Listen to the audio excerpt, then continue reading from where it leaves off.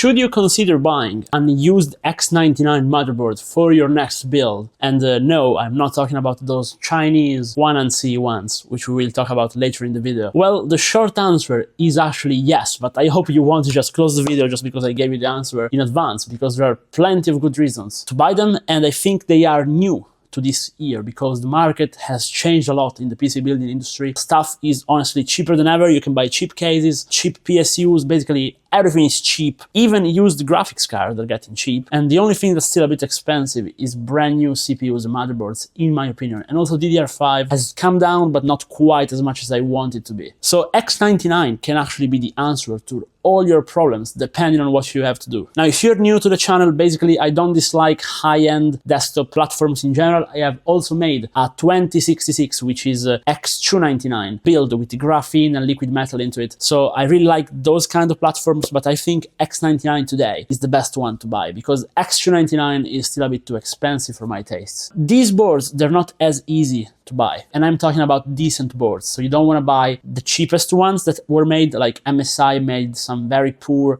X99 boards, honestly, but you want to buy ideally one of the higher end MSI ones, ASRock, Asus ones, the good ones. How much should you pay for them? Well, I'll tell you. Honestly, I wouldn't pay not even a single euro more than $100. Ideally, you want to get them for like 70 to really get a good deal. But I think even if you buy them for 100 and it's a very good board, like an Asus Deluxe, like what I have here, or like a Strix, or there are really on the X99 platforms, there are boards that used to cost close to $1,000 brand new. They are worth $100 today, trust me. These are high-end boards, so they have all the high-end features. I'm talking plenty of USB ports, like a lot more than modern Z790s boards. This board I have here has like 10 slots, double Ethernet, it has Wi-Fi, Bluetooth, an optical out. Then it has plenty of onboard connectivity. You can put 3 GPUs on there, plenty of expansion cards. You have lots of PCIe lanes, lots of internal USB ports. You can plug something like 10 hard disks or SSD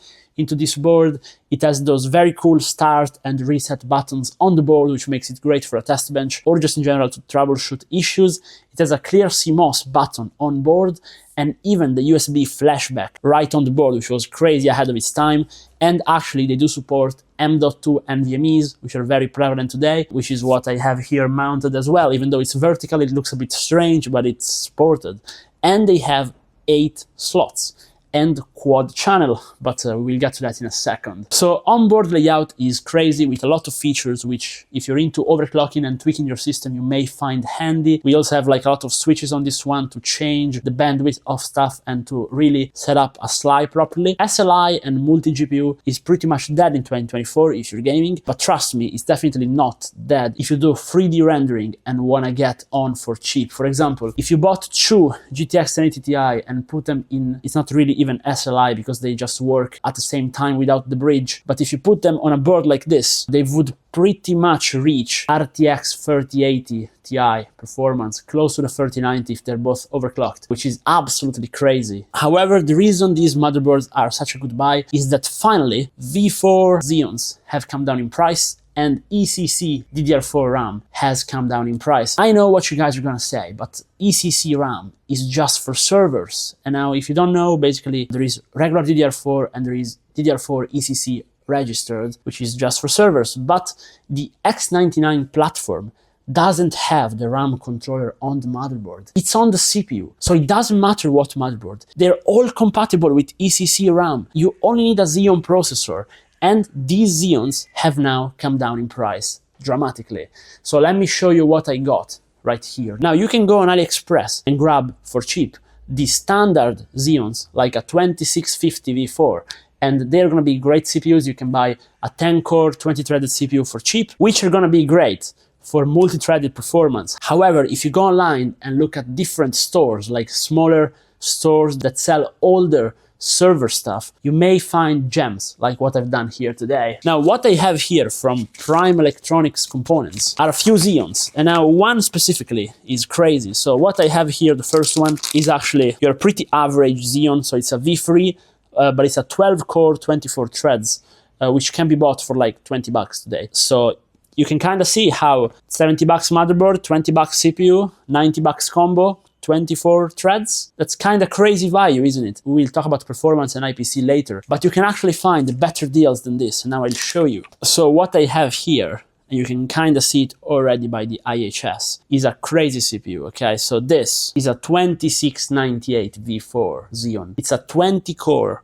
40 threads Xeon. This thing has more cores and more threads than the latest Ryzen 9 and the latest i9 14900K, okay? And it is as fast as it sounds in multi-threads, and this will work, just no mods needed. Drop in any X99 motherboard. You just drop it in, it's gonna work, and it's gonna perform as crazy as you think. If we pair that with the fact that the motherboard has 8 DRAM slots, you can use ECC RAM, so you can buy literally an 8GB stick for $5 of DDR4. If you put all 8, you're gonna have 8 by 8 is 64 gigabytes of DDR4. If you pay $5 each, it's gonna be $40. You're gonna have a $120 combo with like a crazy Xeon, a high-end motherboard, and 64 gigabytes of DDR4. Now, I know what you're gonna say, okay, but ECC RAM is very low speed.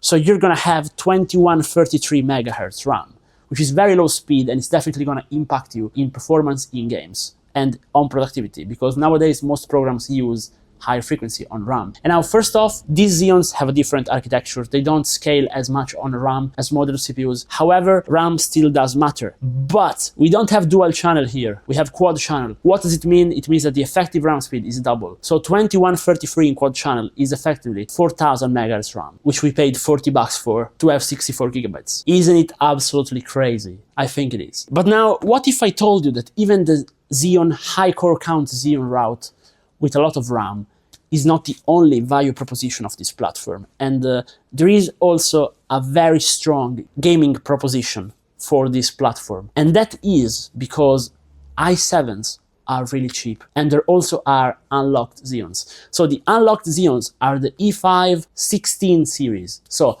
E5 1650, V3 and V4, and i5 1680, V3 and V4. Now, Tech Yes City talked about those a lot, so I do recommend his videos as well.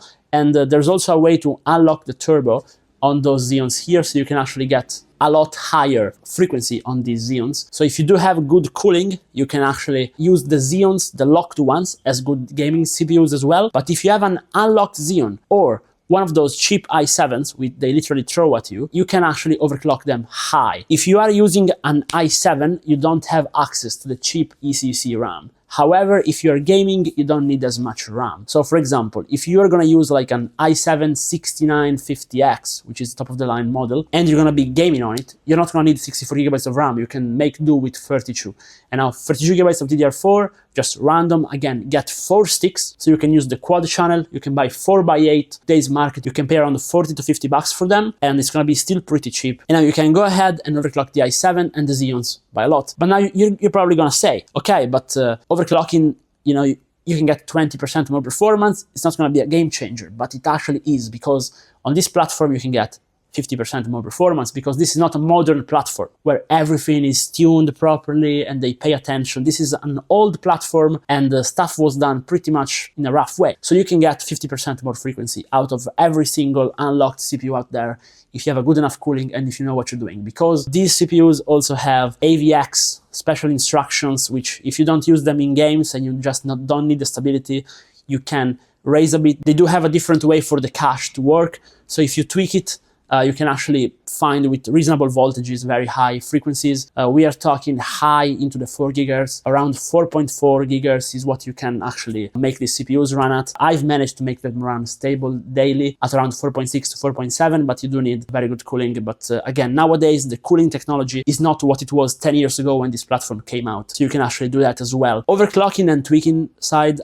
I can do a dedicated video if you guys want. I think it's going to be interesting, like an overclocking guide for X99, like the ones I have on the channel for modern platforms. It's going to be a very long video though, like 20 minutes of video, because it's crazy difficult to actually overclock this platform right. A lot of people get it wrong and think you can just change the multiplier and the voltage, but it's not how you do it on this platform. So do let me know down below, and also maybe subscribe to the channel while you're at it. I have pretty much finished the good reasons why you should buy X99. At this point, for the conclusion, I say they're definitely worth it, and I think really they're good for gaming. You can pair them with like a 3070 even to this date, and the PCIe Gen 3 is not gonna bottleneck you, and they're amazing for productivity. I'm actually gonna be building a PC for my girl on X99 with a GTX 1080 for video editing, and it's gonna be cool, pink, and on a budget. So if you're seeing this video in the future, it's going to be on the channel, so maybe give it a look if you're interested to see real-world performance of this platform. If you have had any kind of bad experiences, or if you think I have been not very precise or missed something, please do let me know down in the comments. Especially if you don't agree with me, I really want you to comment and let me know why, because I think it can make the video better and expand the topic for other people. And also, if you watched this far, maybe drop a like and subscribe to the channel if you like the content, and if you want to see my face once again. And I hope to see yours, even though I'm not seeing it, once again in the future. So see you guys in the next video.